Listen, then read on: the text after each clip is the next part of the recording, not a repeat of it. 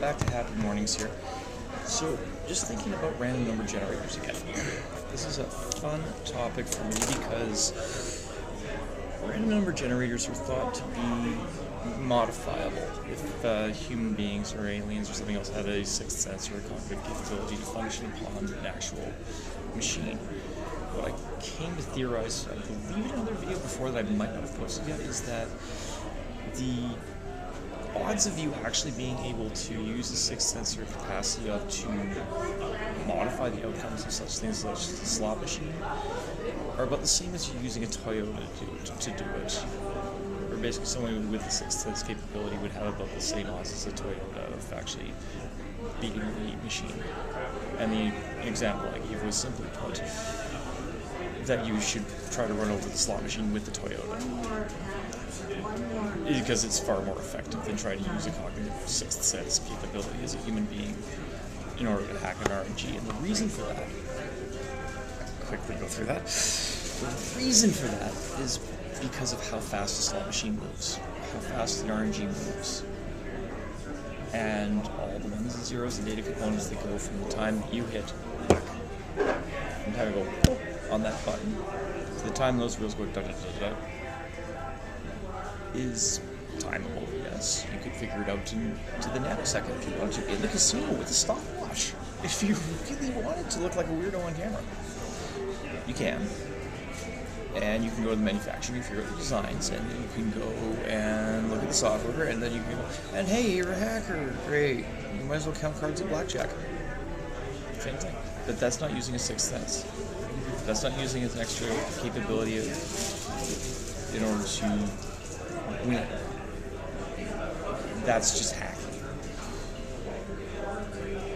Using a sixth sense capability to modify the outcome actually becomes a problem in the fact that there are so many data sets of ones and zeros that are going through that machine from the time you push that button, from that on-off, to the sudden realization of the first click of the first chip, the first electron that flashes through that first transistor.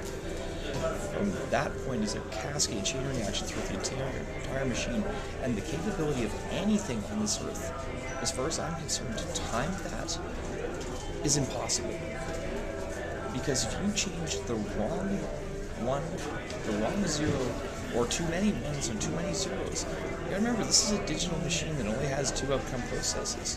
1 0, on off. And it's doing billions of calculations in order to go from pushing that button to lighting up that slot. And I don't believe that there's a human capable out there that would actually be able to time themselves to say, I'm gonna win right now, on any kind of a reasonable basis. I have no proper independent study information towards it. It's all theoretical right now.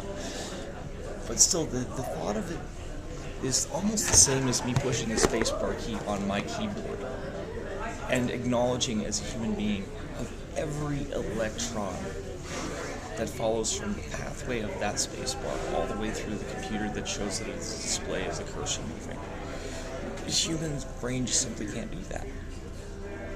And by the same token, I can't magically make the spacebar be pushed with my brain at this point in time because A, there's no interface. B, there's no way for me to actually manipulate the correct pattern set of electrons from spacebar push to cursor movement.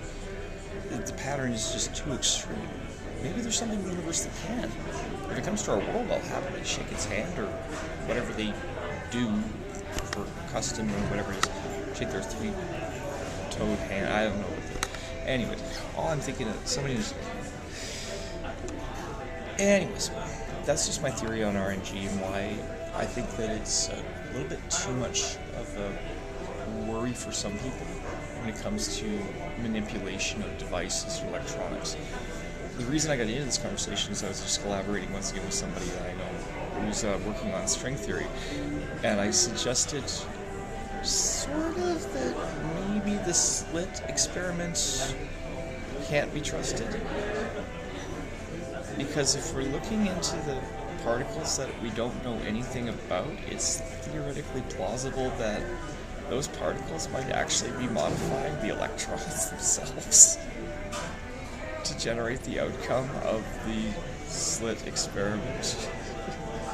Just the thoughts.